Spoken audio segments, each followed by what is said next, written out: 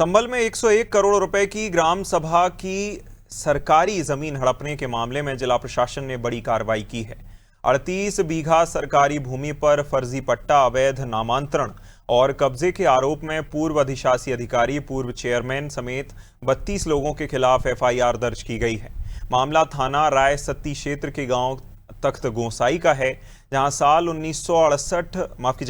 1967 के कथित फर्जी पट्टे के आधार पर ग्राम सभा की जमीन निजी लोगों के नाम पर दर्ज कराए जाने का आरोप है। जांच में फर्जी अभिलेख तैयार कर नामांतरण कराने और बाद में जमीन पर व्यवसायिक उपयोग किए जाने की बात सामने आई है। जिलाधिकारी अंकित खंडेलवाल के निर्देश पर जांच के बाद न्यायालय ने पूरी भूमि दोबारा राज्य सरकार और ग्राम सभा के नाम दर्ज करने के आदेश दिए हैं। प्रशासन ने स्पष्ट किया है कि सरकारी संपत्ति पर अवैध कब्जा और फर्जीवाड़े में शामिल किसी भी व्यक्ति को बख्शा नहीं जाएगा और विभागीय कार्रवाई भी जारी रहेगी। देखिए, संभल मुरादाबाद हाईवे पे लगभग 38 बीघा जमीन थी, जिसे नगर पालिका के द्वारा गलत तरीके से पट्टा दे करके किसी प्राइवेट खातेदार के नाम कर दी गई थी। उसको विधिवत चकबंदी न्यायालय से सुनवाई करा करके ग्राम सभा में दर्ज कराया गया है।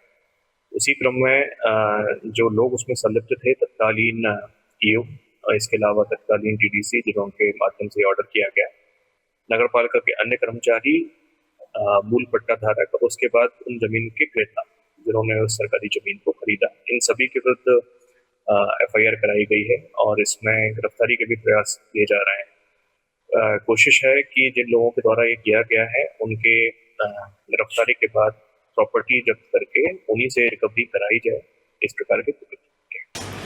जनपद संभल के कस्बा संभल में संभल से मुरादाबाद की ओर जो सड़क जाती है, हाईवे है, उस पर 38 बीघे ग्राम समाज की ज़मीन है। उसको आज से कुछ साल पूर्व नगर पालिका चकबंदी के कुछ अधिकारियों की मिली भगत की वजह से 101 करोड़ रुपए की इस ज़मीन को खुर्द कर दिया गया। खेम सिंह खड़क नामक व्यक्ति था, जिस व्यक्ति ने जो संचालक चकबंदी था और उसी ने इसका नामांतरण को करवाया था।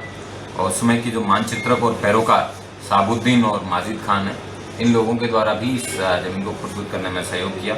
इस प्रकार कुल 31 लोगों के द्वारा ज़मीन को उस खरीदना पाया गया और नगर पालिका के लोगों की संलिप्तता भी प्रकाश में आई है। इन सब लोगों के खिलाफ 420 67 68 71 उन सब में अभियोग पंजीकृत किया गया है और इनके खिलाफ विधिक कार्रवाई सुनिश्चित की जा रही है।